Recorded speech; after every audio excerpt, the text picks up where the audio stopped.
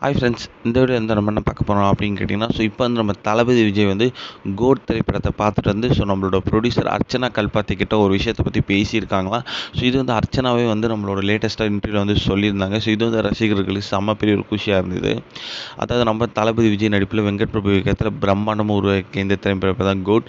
So இந்த திரைப்படத்தை ages தயாரிச்சிருக்காங்க. So இந்த திரைப்படம் ரசிகர்கள் மத்தியில் செம்ம பெரிய ஒரு எக்ஸ்பெக்டேஷன்ஸ்லேருந்து ரிலீஸ் ஆக போகுது. ஸோ அதுக்காக ரசிகர்கள் செம்ம அவளாக காத்துட்டு இருக்காங்க. அதாவது ரொம்ப நாளாக இல்லைங்க, நாளைக்கு அதாவது செப்டம்பர் 5 பிரம்மாண்டமாக ரிலீஸ் ஆக போகுது.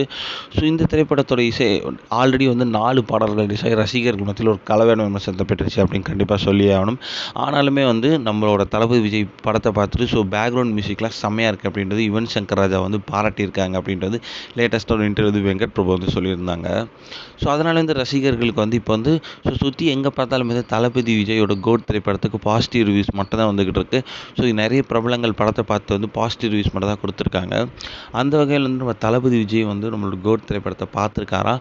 ஸோ பார்த்துட்டு அர்ச்சனா கல்பாத்திக்கிட்ட சில விஷயத்தை பற்றி பேசியிருக்காராம். அதாவது கோட் திரைப்படம் ரொம்பவே சூப்பராக இருக்குது, எனக்கு ரொம்பவே பிடித்திருக்கு அப்படின்ட்டு சொல்லியிருந்தாங்க. ஸோ வெங்கட் பிரபு ரொம்பவே நல்லா பண்ணியிருக்கான் அப்படின்றது நம்மளோட அர்ச்சனா கல்பாத்திக்கிட்ட நம்மளோட தளபதி விஜய் சொல்லியிருக்காங்க அப்படின்றது அர்ச்சனா கல்பாத்தி லேட்டஸ்ட்டாக ஒரு இன்டர்வியூ சொல்லியிருக்காங்க.